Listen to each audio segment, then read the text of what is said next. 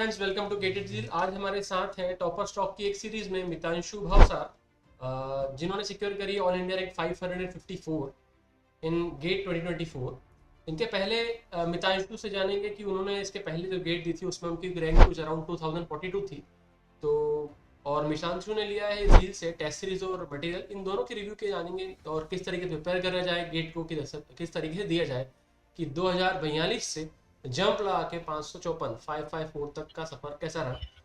पहले तो many congratulation Mitanshu for this. Thank you sir.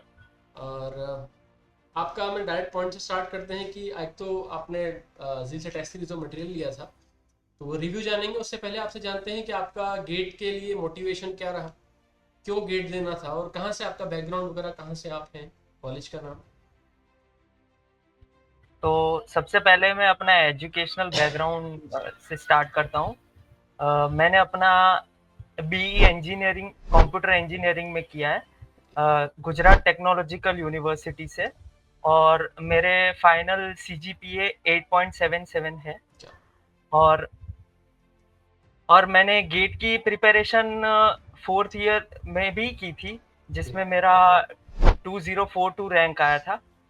और उसके अंदर मैंने काफ़ी लूप होल्स भी आइडेंटिफाई किए थे प्रिपरेशन में, जिसको मैंने पैच किए मटेरियल्स और रिसोर्सेज के थ्रू।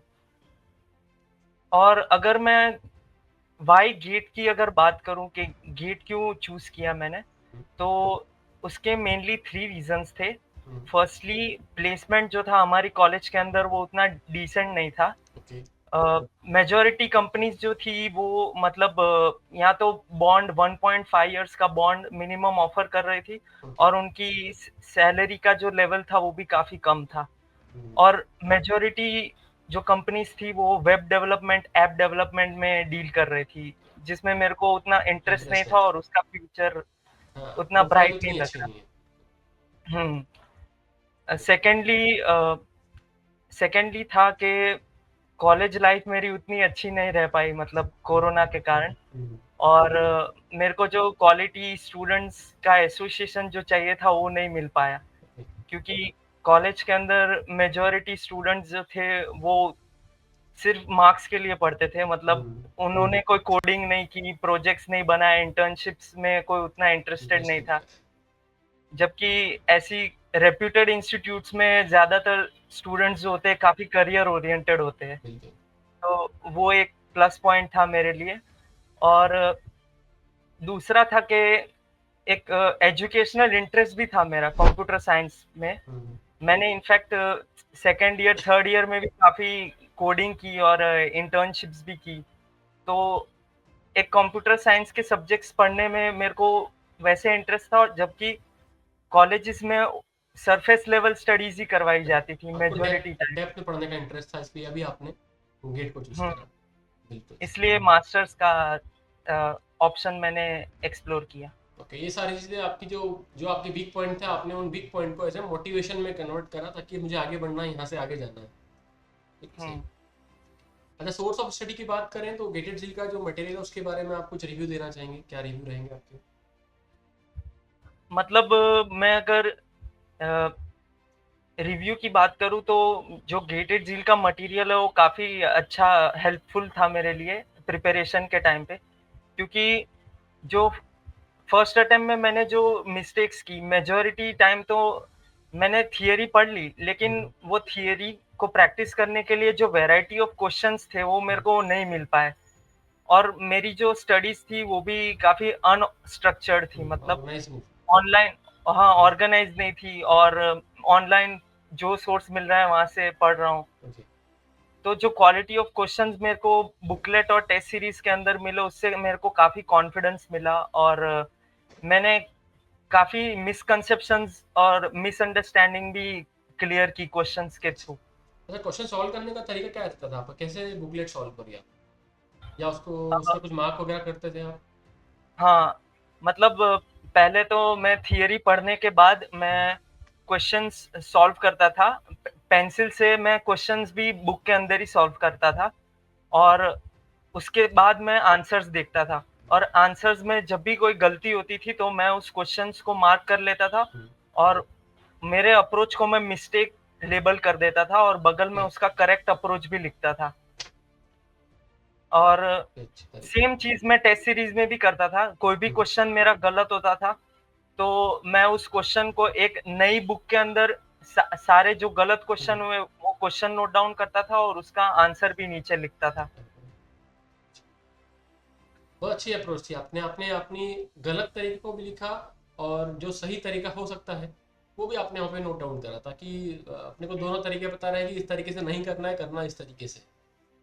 और टेस्ट सीरीज़ में एक और बात कि मैं टेस्ट सीरीज़ अटेम्प्ट करने के बाद उसके एनालिसिस वीडियो सॉल्यूशंस भी देखता था। हाँ, वीडियो सॉल्यूशंस अ, प्रोवाइड होते थे। वीडियो सॉल्यूशंस देखता था, हम्म, जिससे मेरे को कोई सर ने अगर कोई दूसरी अप्रोच बताई हो तो वो भी मेरे को पता लग नॉलेज जाता रहे। और एनालिसिस अगर आप थोड़ा फास्ट करना चाहो तो वीडियोस के थ्रू आप काफ़ी जल्दी एनालिसिस कर है। सकते हो। अप्रोच भी पता लगती है, वो वीडियो डिस्कशन हुँ, थोड़े इंटरेस्टिंग भी रहते हैं, तो देखने में इंटरेस्ट बना रहता है। हाँ। सही।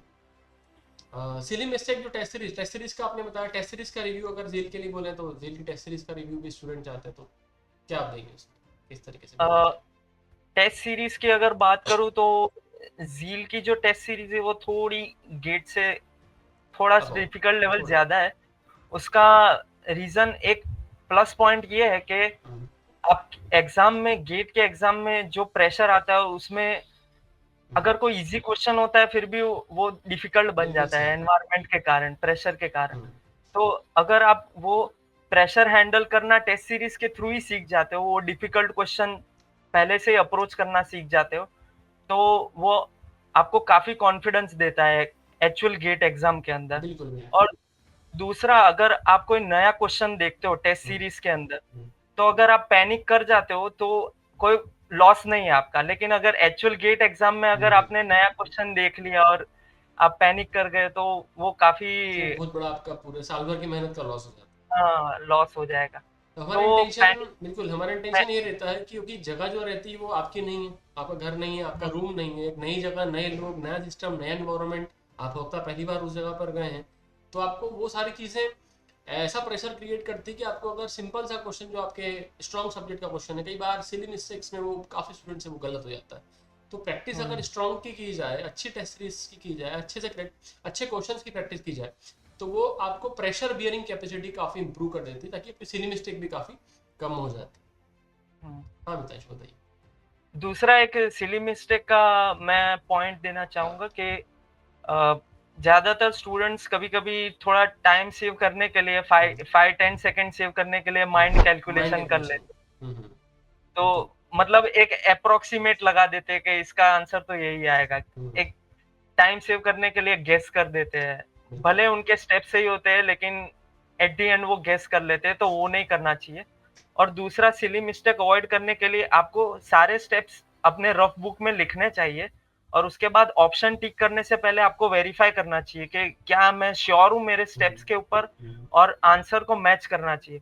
और बिल्कुल। ट्राई करना चाहिए कि अगर एमसीक्यू टाइप है तो आपको आंसर ऑप्शंस नहीं देखने चाहिए, पहले अपने स्टेप्स के थ्रू सॉल्व करना चाहिए। हम्म, अगर वो लेंथी ना हो प्रोसेस तो स्टेप्स अपने आप सॉल्व करना चाहिए, फिर आपका ऑप्शन मैच करना चाहिए आंसर के साथ। तो उससे मिस्टेक्स क्रॉस के चेक भी हो चांसेस जाता है। काफ़ी, हाँ, क्रॉस चेक भी हो जाता है आपकी मेथड। बिल्कुल। अच्छा, एक गेट करने का गाइडेंस वगैरह, या आपके कोई सीनियर के थ्रू आपको गाइडेंस कहाँ से मिला, और झील के बारे में आपको किसने बताया था? मैं गेट सबसे पहले मैं जब थर्ड ईयर में था तब मेरे कॉलेज में अ, एक सीनियर थे, उन्होंने हम्म, काफ़ी अच्छा रैंक हम्म, अचीव किया था 200 के आसपास, हम्म, तो तब से मेरे माइंड में आया था। और दूसरा, मैंने जब फर्स्ट अटेम्प्ट दे दिया था मेरा, उसके बाद मेरी मुलाकात देव गांधी से हुई थी। ओके। अ, गेट एट झील के एक स्टूडेंट हैं, यस। तो उन्होंने मेरे को सजेस्ट किया था कि इसका गेट, उन्होंने भी गेट एट झील का बुकलेट और टेस्ट सीरीज़ की थी, तो उन्होंने सजेस्ट किया काफ़ी अच्छा मटेरियल है और रिसोर्सेज़ काफ़ी बढ़िया है, तो कॉन्फिडेंस अच्छा मिलेगा अगर सॉल्व करके जाओगे तो इसे। अच्छा, टेस्ट सीरीज के अंदर बात करें तो आपका कोई लोएस्ट स्कोर क्या रहा टेस्ट में, कुछ याद है आपको? मेरे टेस्ट सीरीज़ में तो उतने मार्क्स नहीं आते थे एक्चुअल में, हम्म, बट मैं ऐसा कहूँगा कि टेस्ट सीरीज़ के मार्क्स से आपको थोड़ा अंडर कॉन्फिडेंट नहीं होना चाहिए। ओवर कॉन्फिडेंट भी नहीं होना चाहिए, अंडर कॉन्फिडेंट भी नहीं होना चाहिए। मेरे अगर मार्क्स कहूँ तो 47 जितने आते थे, मतलब ओके। फुल लेंथ टेस्ट के अंदर। अच्छा। और सब्जेक्ट वाइज टेस्ट के अंदर भी अप्रोक्स अराउंड 20 के आसपास रैंक आता था, 20 के आसपास। अच्छा। मार्क्स वेरी करते थे सब्जेक्ट हम्म। उसमें, सब्जेक्ट वाइज होते हैं, बट मैं कॉन्फिडेंट रहता था। और मैंने बुकलेट्स वगैरह जो लास्ट मोमेंट पे जो मेन रिवीजन होता है वो मैंने काफी अच्छा किया था। लास्ट 10 to 15 डेज में मैंने बुकलेट्स के सारे क्वेश्चंस रिवाइज किए थे, टेस्ट सीरीज के सारे क्वेश्चंस रिवाइज किए थे, तो मैं उस हिसाब से कॉन्फिडेंट था। अच्छा, मतलब रिवीजन के लिए पूछने ही जा रहा था मैं, तो आपने रिवीजन किस तरीके से करा? आपने बुकलेट के क्वेश्चंस को रिवाइज किया? कुछ आप स्पेशल क्वेश्चन को मार्क वगैरह रखते थे कि हाँ ये मुझे मार्क करना है, रिवाइज करना है, इस पर ज़्यादा ध्यान देना है? हाँ, मैं मिस्टेक्स के अप्रोच तो मार्क करके ही रखता था, मिस्टेक्स और उसके अप्रोच तो लिखे ही रहते थे। साथ में रिवीजन साइकिल भी बहुत इम्पोर्टेंट है। मतलब अगर आपने 1 महीने पहले वो बुकलेट सॉल्व किए तो एक बार आपको एक गो थ्रू करना चाहिए हर 1 महीने बाद, और बीच-बीच में रिपीटेड साइकिल्स आपको लगानी चाहिए रिवीजन की। बुकलेट भी और थियरी भी, मतलब क्वेश्चन भी, और बैलेंस अप्रोच होना चाहिए आपका। ऐसा भी ना हो कि एग्जाम नजदीक आ रही है तो हम सिर्फ फुल लेंथ टेस्ट पे ही फोकस कर रहे हो। मतलब थ्योरी कभी की कभी, भूल जाते हैं उससे हाँ, शायद। 30 टेस्ट दे देते, 40 टेस्ट दे देते कंटिन्यूस, लेकिन वो थियरी का रिवीजन नहीं करते। और उसमें ऐसे भी चांस होते हैं कि कई बार क्वेश्चंस जो है वो टेस्ट सीरीज के अंदर रिपीट हो जाते हैं, मतलब वेरिएशन कम मिलता है और सारे एरियाज कवर नहीं कर सकते टेस्ट सीरीज के थ्रू आप। कोई कोई एरियाज आपके छूट ही जाएंगे आप। हो सकता है, बिल्कुल। तो इसलिए थ्योरी रिवीजन करना भी आपकी तरफ से एक सजेशन है कि हम्म। थ्योरी भी रिवाइज करें, फिर न्यूमेरिकल प्रैक्टिस करें, बुकलेट सॉल्व करें, फिर टेस्ट आपके। हम्म। अच्छा, जो लास्ट 40-45 डेज रहते हैं एग्जाम के पहले, उस टाइम पे बच्चे कुछ प्रेशर में आ जाते हैं, तो उस टाइप का प्रेशर, उस टाइम में आपने क्या करा? क्या आपने रिवीजन पे फोकस करा, कुछ नया पढ़ने की कोशिश करी, या नहीं नया नहीं पढ़ना है? What was your strategy? अगर अगर आपको अच्छी प्रिपरेशन करनी है तो सजेशन यही रहेगा कि जितना अर्ली स्टार्ट करोगे उतना अच्छा है। क्योंकि अभी जिस तरीके से कंपटीशन कंप्यूटर साइंस के अंदर बढ़ रहा है, तो अगर आप अर्ली स्टार्ट करोगे तो आपका सिलेबस भी जल्दी ओवर हो जाएगा, क्वेश्चन प्रैक्टिस करने के लिए भी आपको काफी टाइम मिलेगा। और जैसे कि मटेरियल जो गेटेड झील का, इनफैक्ट वो भी इनफ है, लेकिन उसके लिए भी आपको थोड़ा टाइम चाहिए होगा, मिनिमम 3 मंथ्स का टाइम चाहिए होता है सॉल्व करने के लिए। तो उसके लिए मैं सजेस्ट करूंगा आप अक्टूबर तक अपना सिलेबस कंप्लीट कर लेना चाहिए, और साथ में आपको पैरेलली बुकलेट्स भी सॉल्व करनी चाहिए, और अक्टूबर से आपको टेस्ट सीरीज पे जंप कर जाना चाहिए। तो अर्ली स्टार्ट में आपको एक अर्ली एज मिलेगा। दूसरा, कई बार एग्जाम के अंदर जो इस बार 24 की अगर बात करूं गेट की, तो एमएसक्यू जो थे वो काफी इन डेप्थ पूछे गए थे, स्पेशली कंप्यूटर ऑर्गेनाइजेशन के थे और ऑपरेटिंग सिस्टम्स के थे। तो अगर आप सेकेंड ईयर और थर्ड ईयर में हो तो मैं आपको सजेस्ट करूंगा कि आपको स्टैंडर्ड बुक्स भी पढ़ लेनी चाहिए। आपके, अगर आप सारी सब्जेक्ट्स की ना स्टैंडर्ड बुक पढ़ो, बट आपको अपने फेवरेट सब्जेक्ट्स की स्टैंडर्ड बुक्स तो एक्सप्लोर करनी चाहिए। हो सकता है कि नेक्स्ट गेट एग्जाम में वो सब्जेक्ट से आ जाए क्वेश्चंस, तो एक आपको एज मिल सकती है वो सब्जेक्ट के, अगर एमएसक्यू आ गए तो इन डेप्थ। अच्छा, जो और झील, अच्छा झील से एक और क्वेश्चन पूछना चाहूँगा। झील की टेस्ट सीरीज पे तो ठीक है, हम चैट सपोर्ट जो प्रोवाइड करते हैं, बुकलेट अगर आपने लिए तो मटेरियल का सॉल्यूशन रहता है, डिस्कशन मेंटर्स रहते हैं, उन चीज़ों में कैसे आपकी हेल्प करी चैट सपोर्ट और वीडियो सॉल्यूशंस? चैट सपोर्ट और वीडियो सॉल्यूशंस में, जैसे कि मैंने बताया कि सारे वीडियो सॉल्यूशंस में देखता ही था एनालिसिस टेस्ट अटेम्प्ट करने के बाद।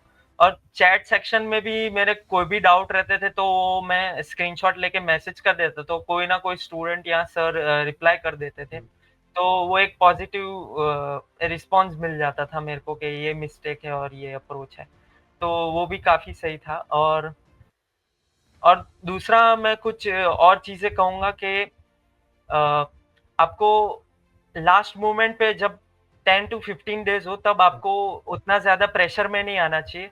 आपको थोड़ा सोशल लाइफ रखनी चाहिए। अगर आप ऑनलाइन स्टूडेंट हो तो सोशल लाइफ रखनी चाहिए। फैमिली के साथ डिनर कर लो या कहीं पे वॉक पे चले जाओ।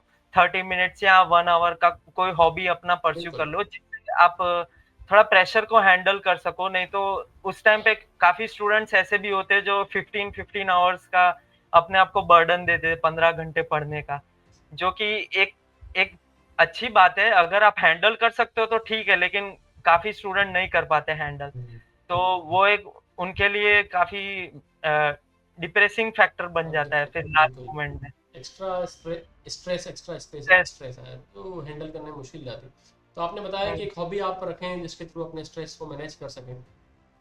अच्छा, एग्जामिनेशन हॉल की बात करें तो वहाँ पे स्ट्रेस ज़्यादा रहता है, तो do you hmm. Follow any approach for attempting questions of it?